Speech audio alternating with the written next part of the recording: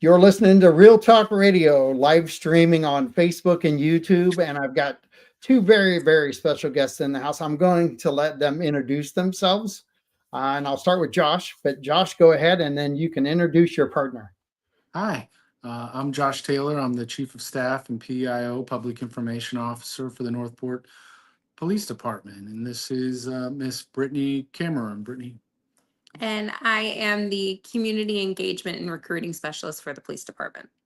So I'm going to start out by asking you, why do you have the position that you have? What's the importance of the communications positions you guys have right now with the city? Well, I might be able to answer that a little bit with just the history. When I started here in 2015, I became the Public Information Officer for the police, the fire, and the city. The city had never had a full-time dedicated public information officer for the city. During that time, the president's uh, put out a model for police departments based on everything that was going on in the country, that transparency and communicating with the public was of utmost importance.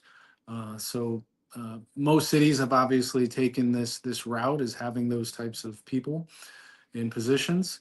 So I was able to get a job. Prior to that, I had worked for ABC7 in Sarasota for 13 years.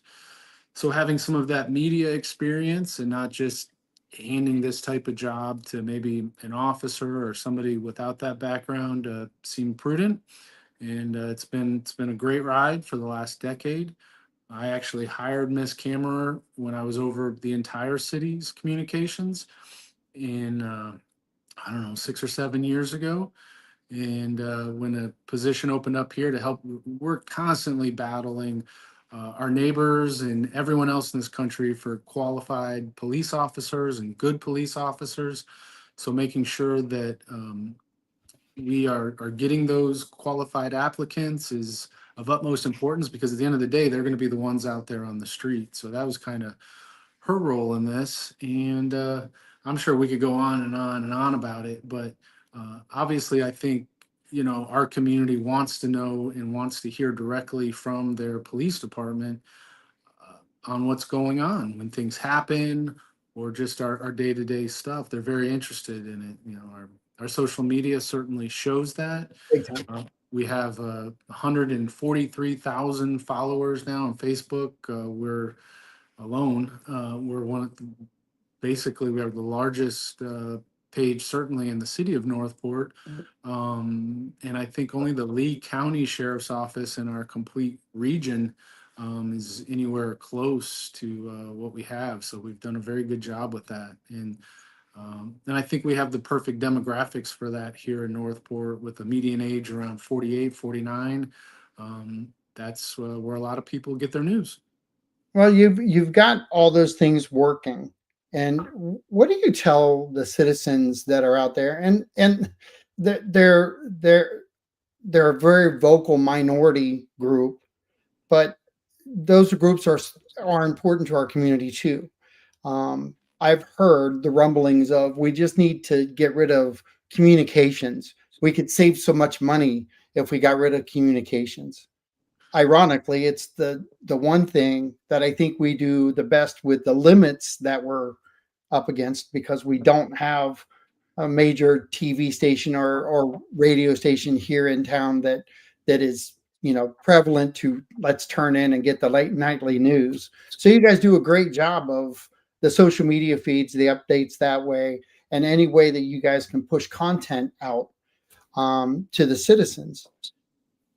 What do you say to them about the communications and the value to the majority of the citizens, though? I think that's the key to this, is we're hitting a lot of people with a lot of information that if we got rid of communications team, we would not be hitting them. Yeah. Well, I think, first of all, any city our size is going to have a communications team. It's just a vital, important role when it comes from just day-to-day activities to during a disaster, during an emergency, certainly. And unfortunately, we've had plenty practice and utilization of those in recent years. So I'm not really concerned with something going away. I mean, it is a vital part of local government for sure. I think that, uh, first of all, our roles are much bigger than, it's not just communications. I mean, the chief of staff role involves a lot of internal issues as well. So, the communications aspect is one aspect of everything that we do. Um, and, as far as the recruiting, I mean, we have to recruit officers. I mean, we have to show why these people should come work for this agency, and not just taking anybody who wants to apply, but really vetting them, getting, the best of the best. And so that's an important part of it too. Um, Look, it's government. Any role in government is often questioned, and that's okay. I'm all for that, and we'll certainly have an explanation of why it's important. We can give that to anybody at any time.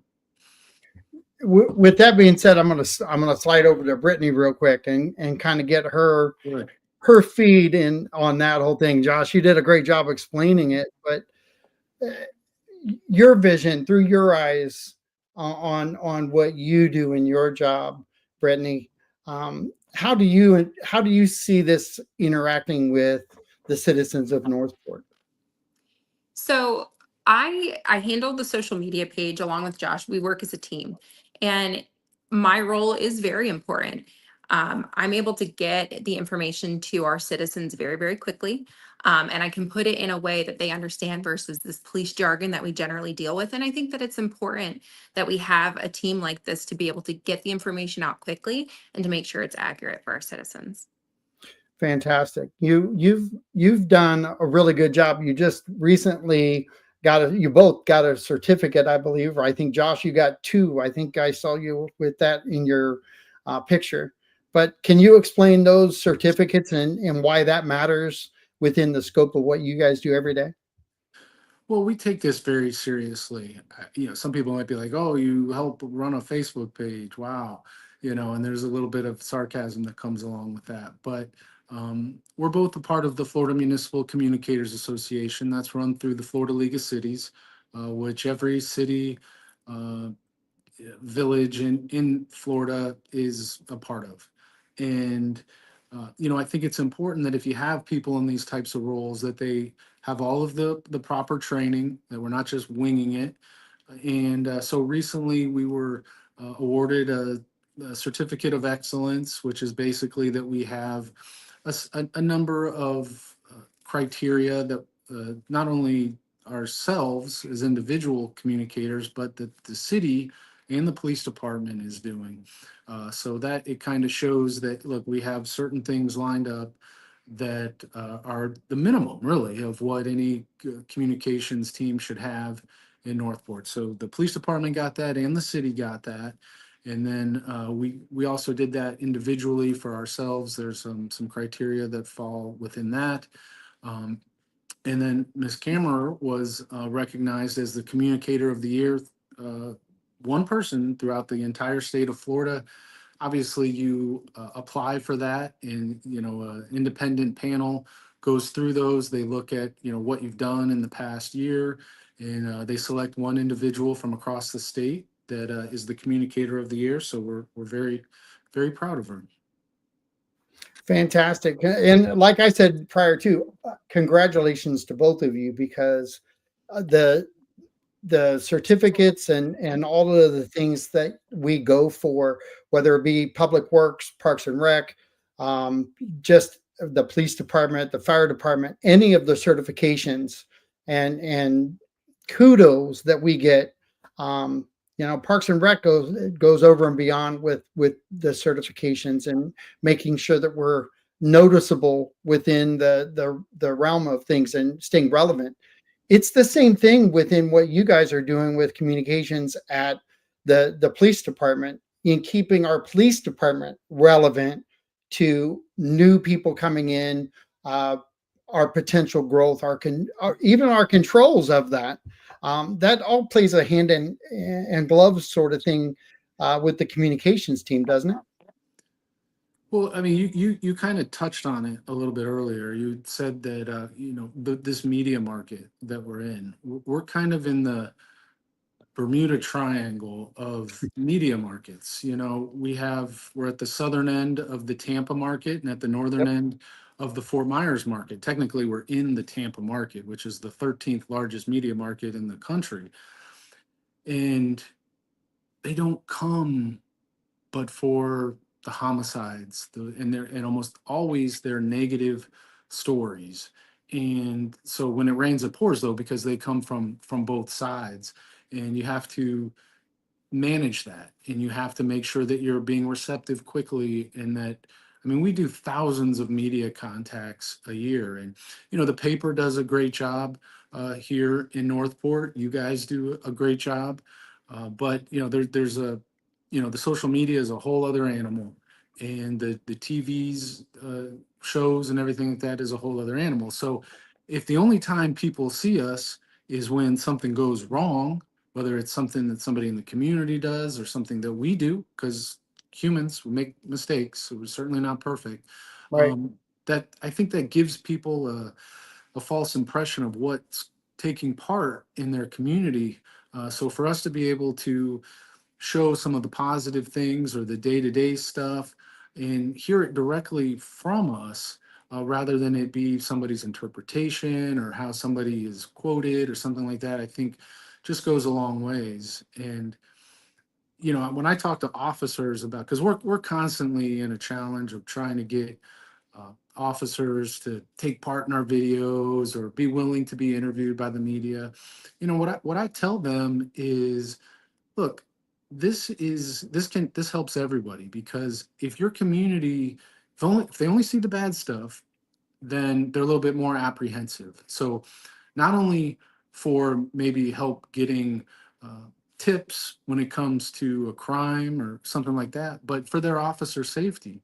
When they approach a vehicle or are working a case, people are going to be like, I do see a lot of the good stuff that you guys do out there in the community. I am more open. I'm more willing to talk to you, and that makes the entire community safer, and themselves when it comes down to those things. So it's really kind of balancing the playing field as far as what this police department does day in and day out.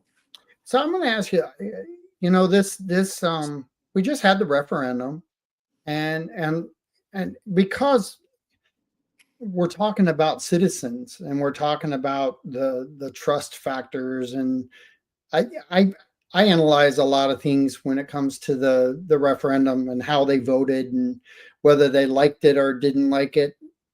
I don't know that we get a true picture of exactly what it is, but there are a lot of people out there that throw the word mistrust to our city government, and I have a hard time with that assertion, because you guys are here present now, you're answering questions if any comes up. So if any of your listeners have a question, please type it in. I'll be more than happy to ask. But as you go through this, you guys fight the same fights, um, trying to get through to the citizens that may not trust their government. How do you guys, being in the social media feeds, and that's kind of the grind of it all, being kind of down and dirty in the midst of it all. But how do you guys approach that? How do you try to build that leverage back to, we're here, you can ask us a question and you can trust our answer? um, how do you build that? Hmm. Well, first of all, it is some days it is frustrating. It is frustrating to go over some of the same issues over and over and over again with what I would consider appropriate responses. Um, First of all, I'll say, again, before I took this job, I was a reporter, investigative, um, with the with ABC 7. Most people, I know when things are corrupt. I know when things are mismanaged, um, and that's not something that I'm interested in. I mean, I was born and raised here in Sarasota County. My kids go to school here. I'm invested in this community. And do I get paid here? Yeah, but I'm not. I'm I'm trying to work the next 20 years. I'm not trying to get involved with anything like that. I just, you hear those things, you see those things, and it's like, God, man, if people only knew the the hard work and the good people that work here and dedicate their lives, I don't know that they would be saying these things. How you get through to people with that, some days I'm like, I don't know. Dude, I just waved the golden ticket. If you'd have thrown it out there, you'd have been hired by everyone in the world. I, It's true. well, I didn't fully understand that, the golden ticket. I said I gave you the golden ticket. If you'd have gave the right answer just now, like everybody's searching, Yeah. the beautiful thing is we're not by ourselves when it comes to this issue. Every city deals with it. Sure. And Well, and so it's not special. We're not special, but Hmm. I think we're special in the one regard that I think you're attempting to do that by going through all the certificates and Brittany, feel free to jump in. Yeah, no, so for me, same thing with Josh. I live in Northport. My children go to school here. I'm vested in this community, and I take a lot of pride in in my community and providing them with transparency, with honesty. And there are times where it's hard. It's hard to combat the misinformation. It's hard to combat, the statements that feel negative, but I understand it to a degree. I always try to look at it in the bigger picture. Like, yes, I work for the police department, but I try to understand everybody's side, and I try to present the information in a way that everybody can understand that, we're just trying, we're all a team. We're all trying to get through this stuff together. And yeah, I just, and there really are good people that work here. Like, our chief and our deputy chief. Like, I just they Amazing. they just care so much. I mean, nobody cares about this police department more than Chris Morales, the deputy chief. And he lives and breathes for this place. And some of the comments. I will say this: we have gotten pretty calloused over the years. That you try not to. Uh, you take it personally, and you try not to look into it too far, because we've heard it all, we've seen it all.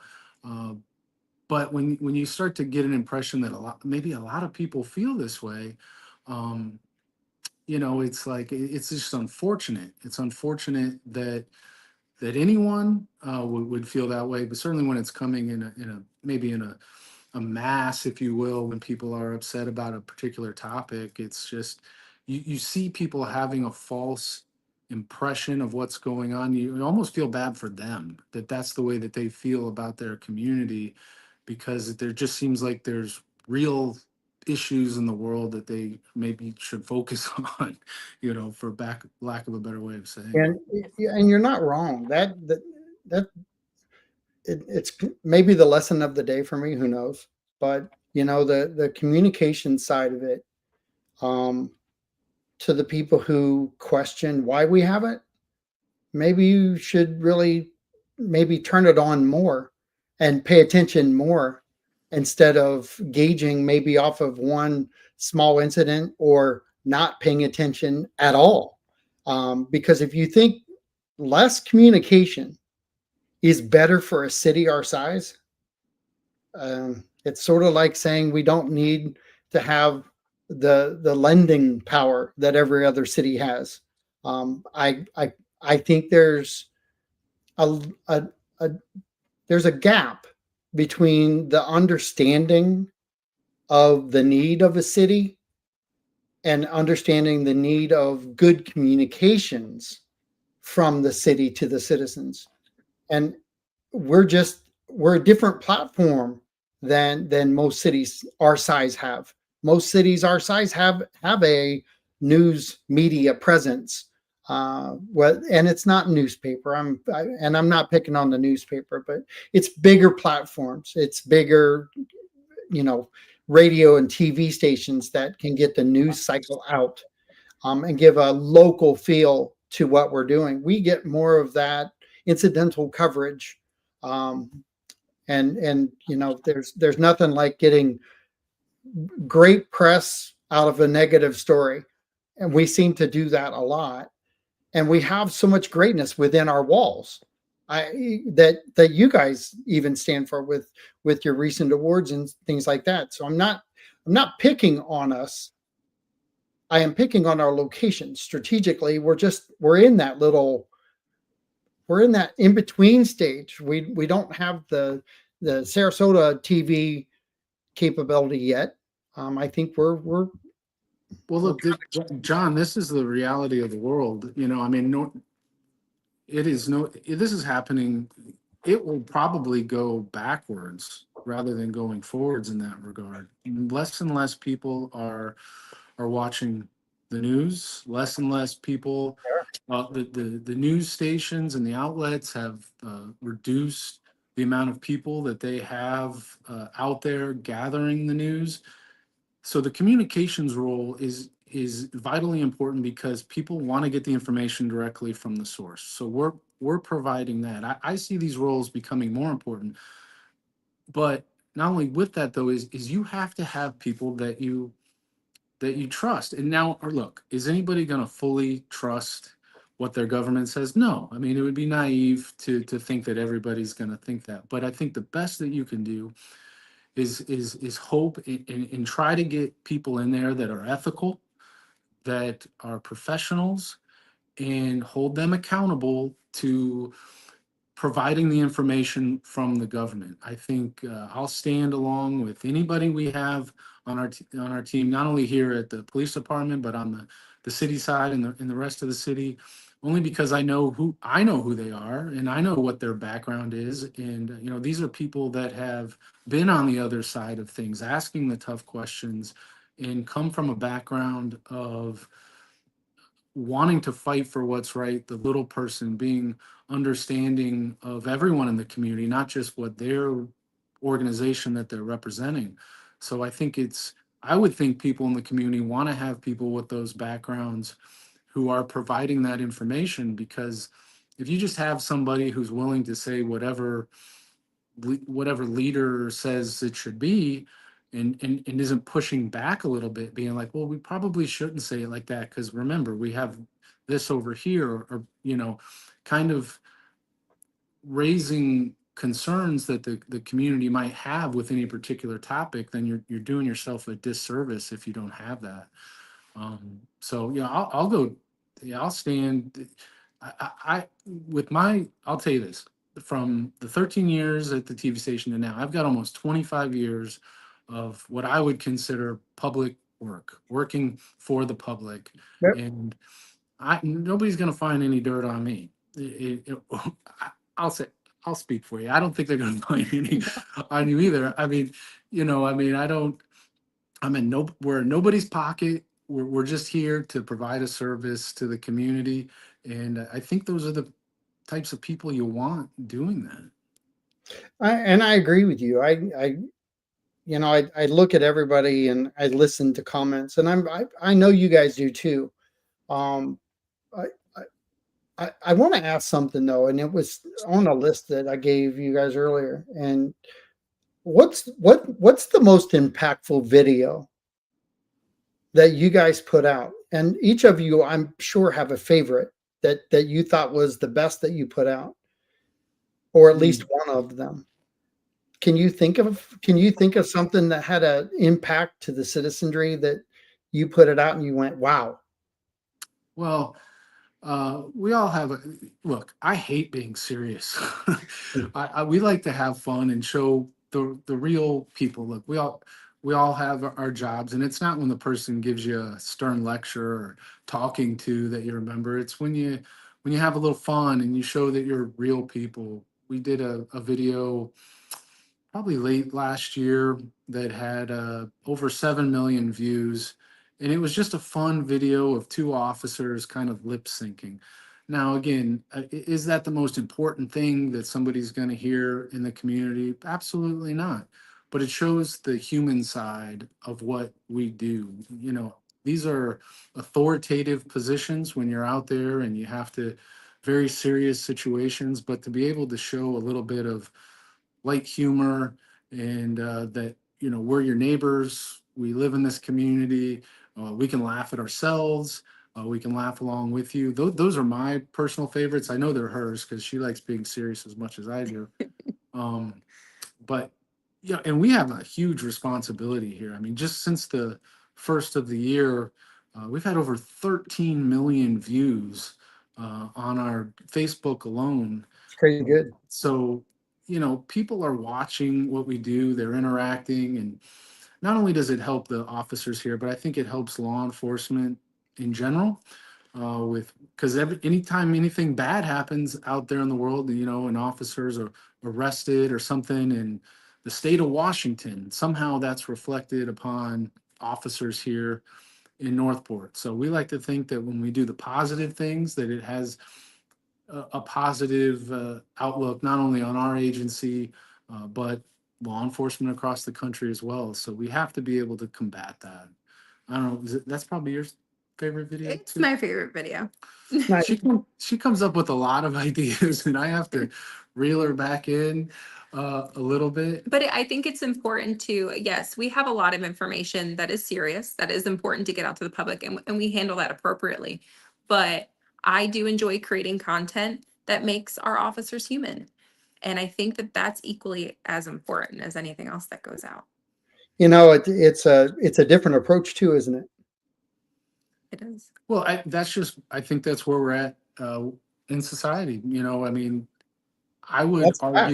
argue that our videos, positive or negative, on our social media, probably get more views than what's on the nightly news. And the challenge with that is you got about 3 seconds to get somebody interested and to stay engaged, because I'm sure you peruse, you're flipping through, and if something doesn't catch your attention like immediately, you just go to the next one, next one, next one. So it's just a constant struggle. No longer can you make a 5 minute or even a 2 minute long video on something. You've got maybe You have a solid 15 seconds of that person's attention, and that's it. there's just That's another certificate waiting to happen right there.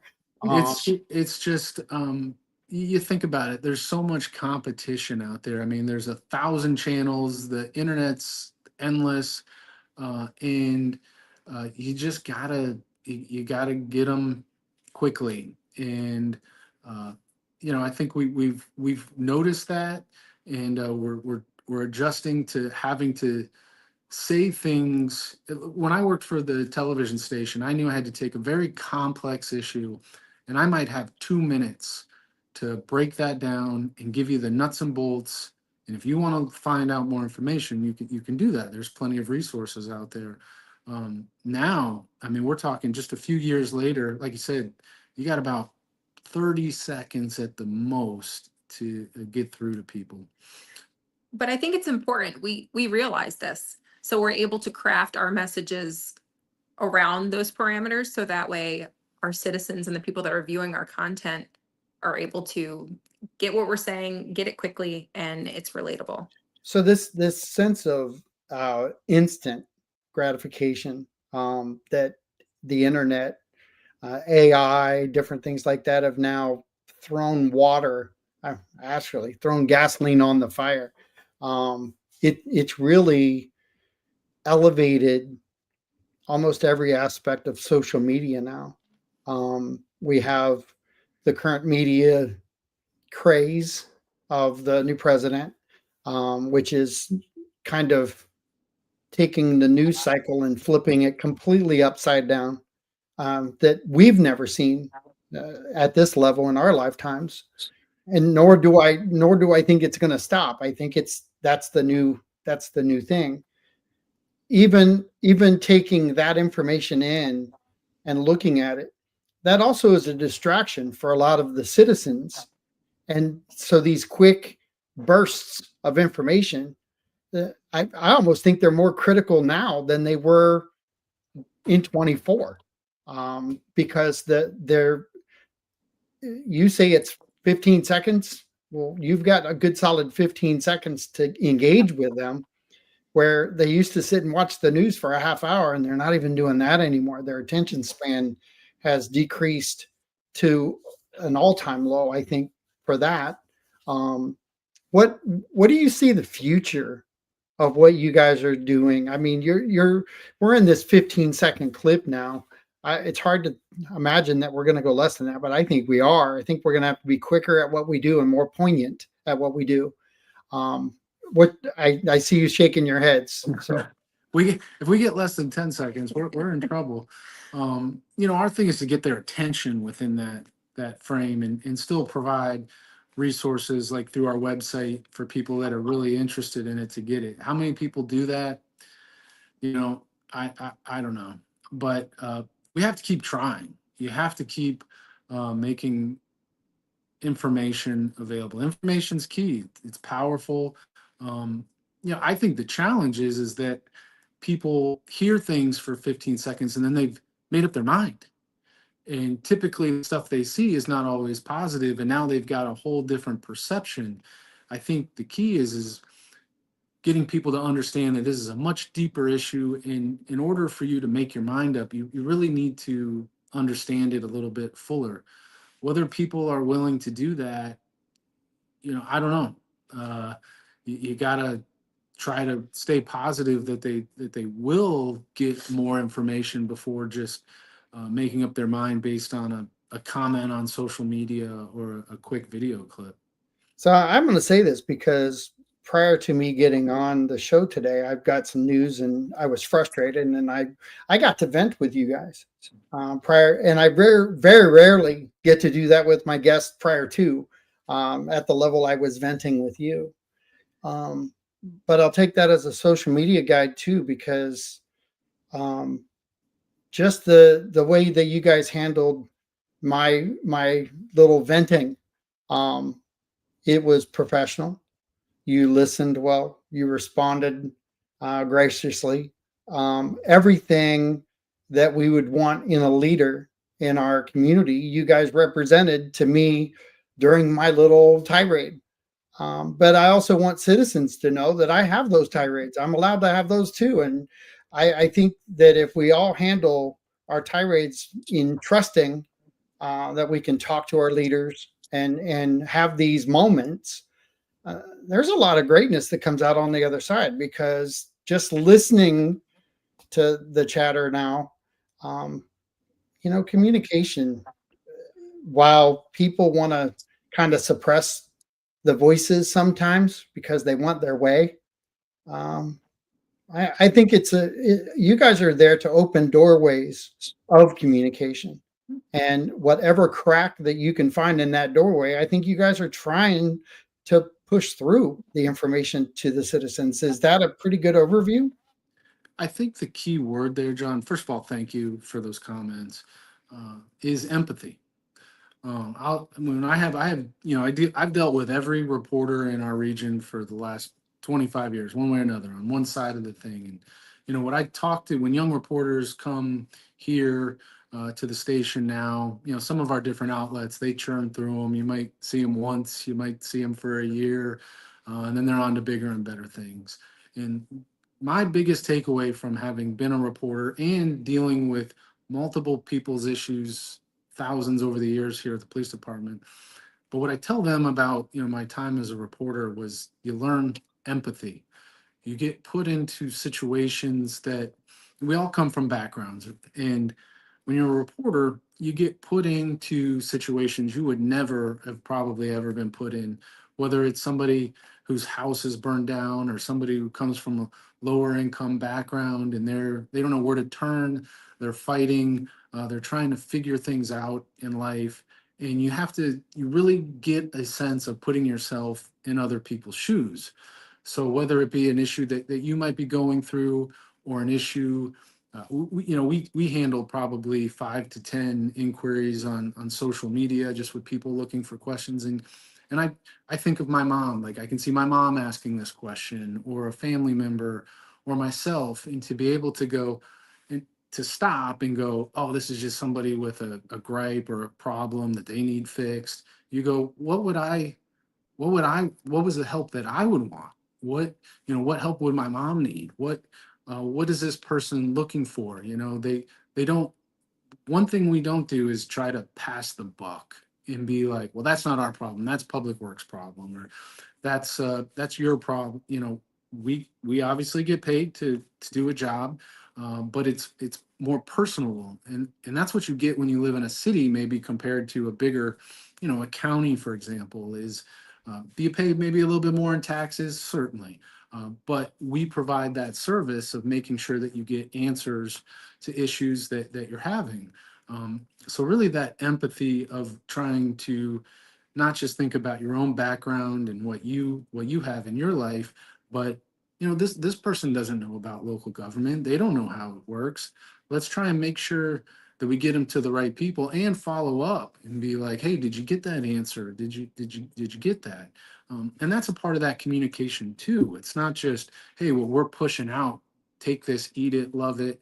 It's you know, being there for people almost on an individual basis. And for both of us, I mean, we're on call 24/7, 365 days a year. For most people, I don't know how much it would take to pay somebody to do that. But But I will say, I I love what I do. I truly do. And I love my community and I take my role very, very serious.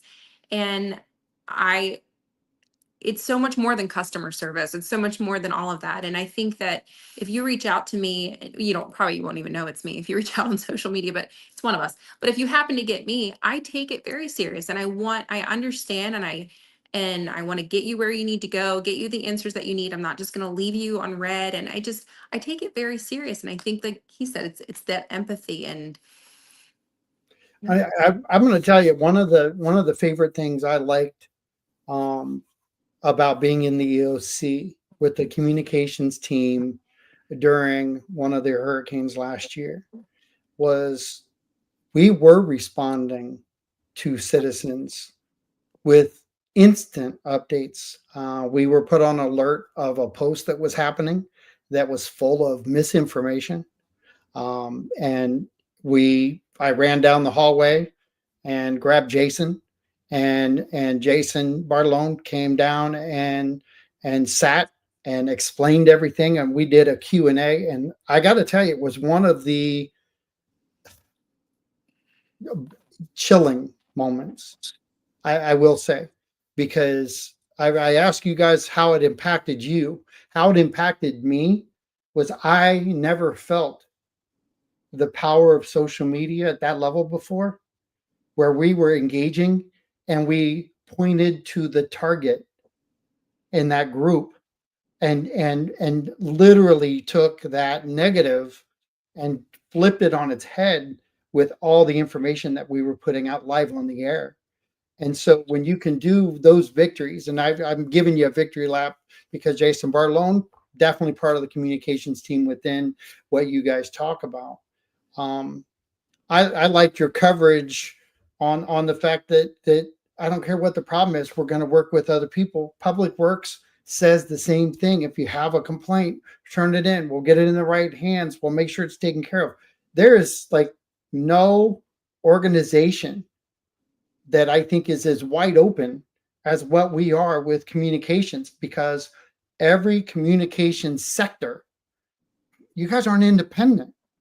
You're independent for who you work with and for, but you're for the community. So when you take communications as a whole and you start breaking it down and saying, well, this they only do police stuff. Well, no, no, you don't. There's so much more to it than that. And the fact that you guys are on here talking about it, it may be your focal point, but I think the communication of a whole, I think you're trying to deal with anything that comes your way and get it in the right hands. Am I saying that the right way? well, I hope so. I'll tell you that you know, not only part of the organization that we're in, I was the past president of the Florida Municipal Communicators Association, again, all across the state. So I have in any member, so Brittany sees it too.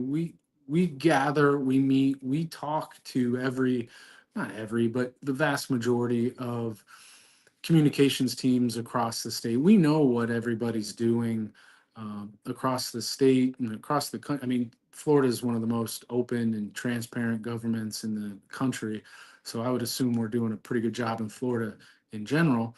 Um, but we know what people are doing in other communities, whether it be Sarasota County, whether it be uh, any of the local municipalities, but again, all across the state.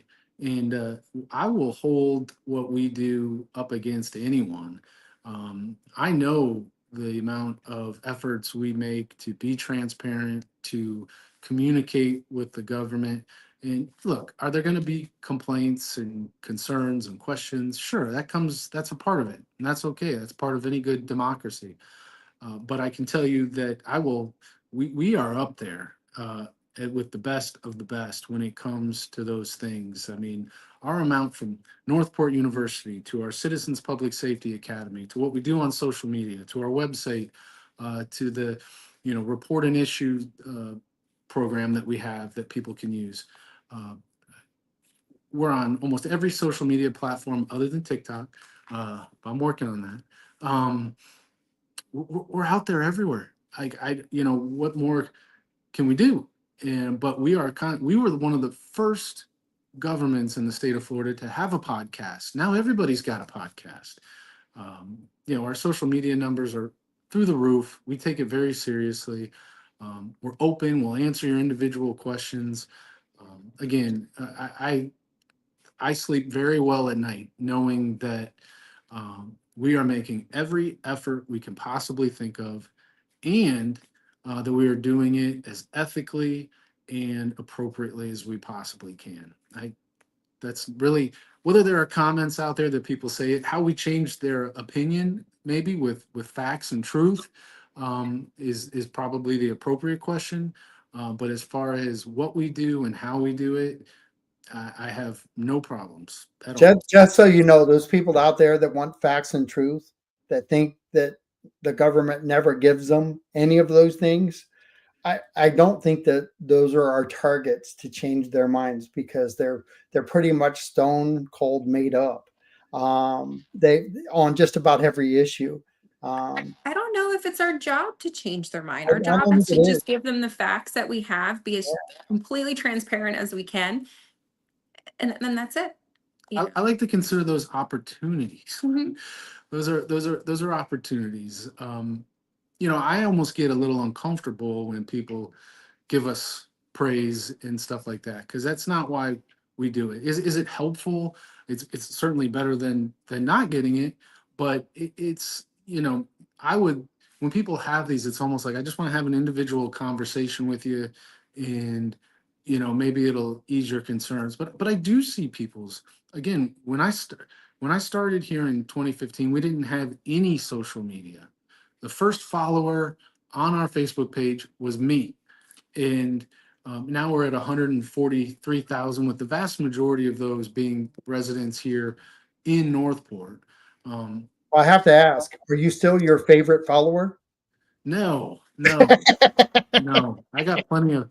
I don't care what I think. No, I had to ask. yeah. Probably my mom. My mom's my favorite There follower. you go. I do appreciate when she sees stuff. Um, I just only times it gets frustrating is when I purposely feel like somebody's misleading other people because that's the way they feel.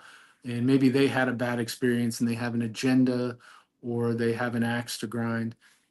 Let's not forget, this is law enforcement. There's plenty of people from our perspective that have had bad interactions with law enforcement. Some of them might be ours. And, not everybody takes personal responsibility for some of the things they do. But as a whole, I mean, people don't always go, oh, yay, the police. There's usually an F word that precedes that, and that's just a perception that's out there for whatever reason.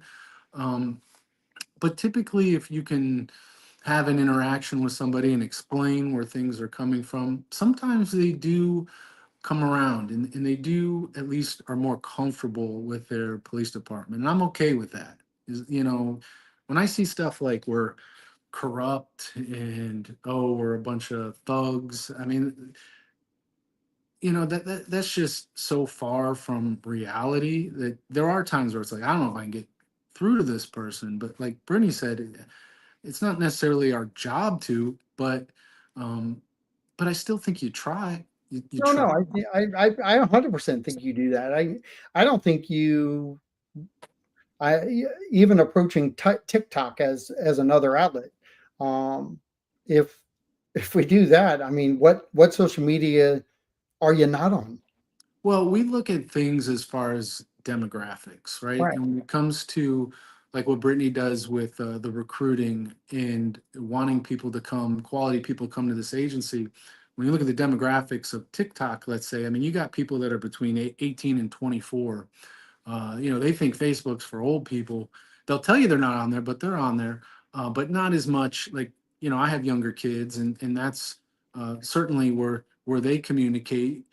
So, like, if you look at the Lee County Sheriffs, for example, they have 1 million followers on TikTok, and I don't know, it's really getting through to that generation to look for a career in law enforcement and go, oh, that might be something I'm interested in, because we don't want to get um, you know people that uh, just do this as an afterthought. We want to get people excited, motivated. We have an internship program now here with the city and with the police department. We're really ramping up our Explorer program to look for younger people in the community, the local schools, and trying to get them to be like early on. Go, hey, this is something I want to be interested in. Maybe, hopefully, before they've made some mistakes, and then want to be a law enforcement officer. And we've done a lot of recruiting from local. You've got Chris Clark, you've got McHale, both graduates of Northport High School. I'm sure we have more. I know we have several in the fire department, and I know there's an unbelievable amount that work within the city. Um, but you talk about retention. Um, it's important that our retention is good. The more I've talked to Chief, I realize how great we are because we don't have heavy turnover. We don't have a lot of people looking to get out. And I mean that in the way I said it, because people who are in a bad scenario, they're always looking for an exit out. I don't think we have that within our system right now. We're talking retention, we're talking growth, we're talking down staff, and we're still talking retention. I like that would seem to me when everybody would escalate and go, wait a minute, we're not getting what we need, but we're working through a lot of things. Can you highlight a little bit of the things that I'm going after right now, which is, smaller workspace, just just a different way of handling the way we have to do our daily skill set. um, I don't know that the people really understand it. Well, I don't want to name any names, but we've been able to get quite a few officers from other agencies that have come here. And it is unbelievable. It's actually shockingly, we have very few officers that I can think of off the top of my head who have left our agency to go anywhere locally. Uh, so that, like you said, I mean, that's a very telling sign.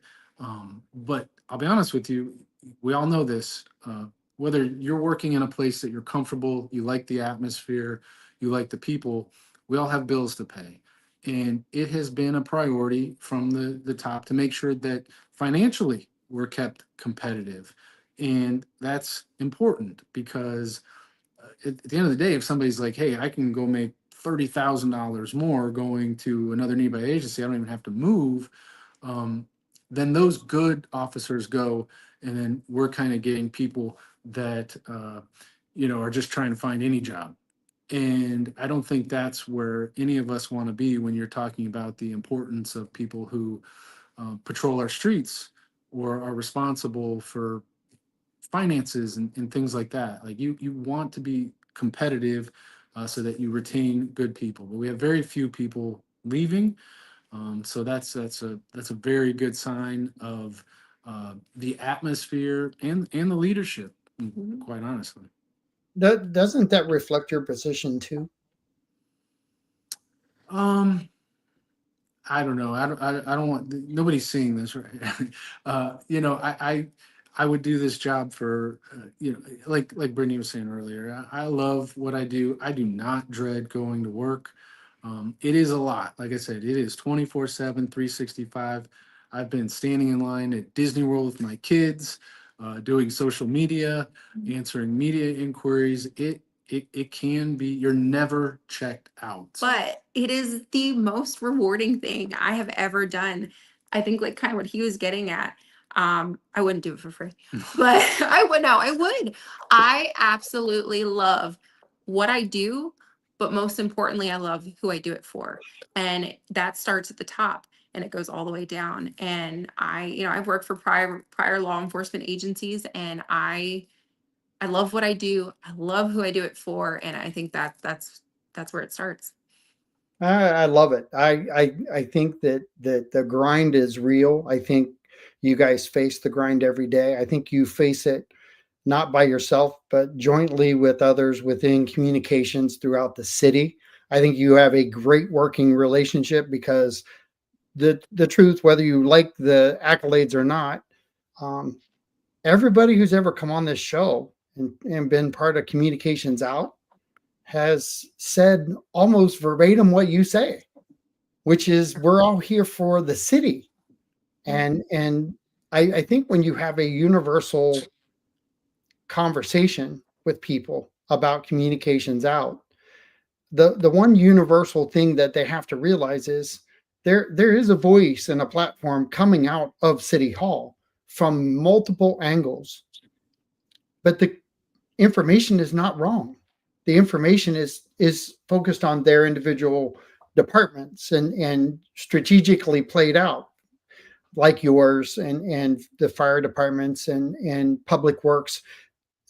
But everybody's using every tool known to man right now to try to engage with the public so that they're informed. And we have to be careful. You know, obviously we've talked a lot about social media here and the digital technologies, et cetera. But there are a lot of people out there that are not Uh, on some of these platforms, and you know, they do get their information from the media.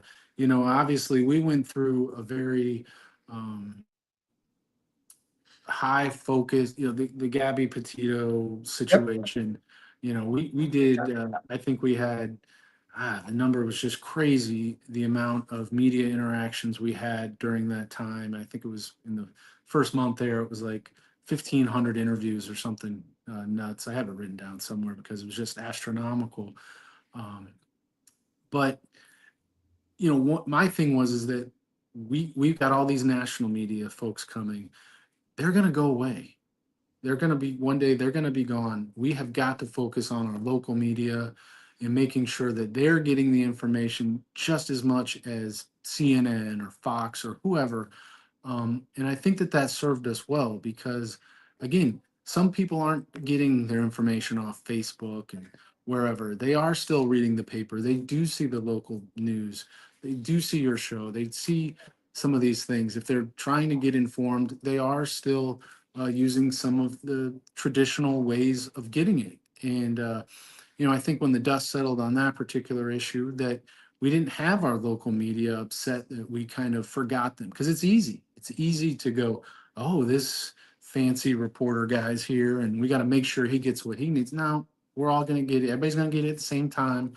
The public's going to get it at the same time. What we're giving you, we're giving them, and uh, you know. So again, we can't forget that, and you know, we'll utilize everything from stuffing something in a bill that you might get from utilities if we think that that will get you the information. And you know, after storms, sometimes we don't have those tools. You know, the internet's down or power's down. You know, we might be putting flyers on telephone poles if we have to. So you know, it's just really just trying to make sure that everybody has an opportunity to get what they need. I agree. We're at the 4 o'clock mark. I can't believe an hour went that fast. Yeah. That was pretty effective, I believe. How do you guys feel about the hour? Well, I knew it would go quick. Usually when you get in these things, it does. And, we care about what we do. So we don't have a problem talking about it. And hopefully somebody gets, an impression that we do care. And I know not you do. that we're just saying it, but that we believe it and we live it.